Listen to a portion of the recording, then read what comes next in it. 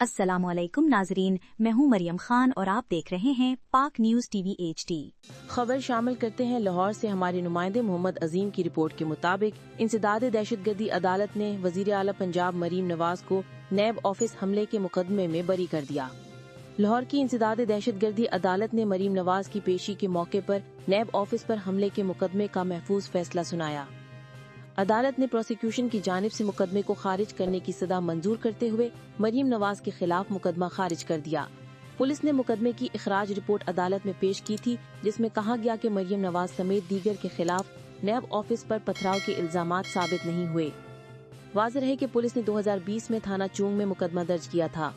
अब तक के लिए इतना ही। मजीद खबरों के लिए देखते रहें पाक न्यूज टीवी HD।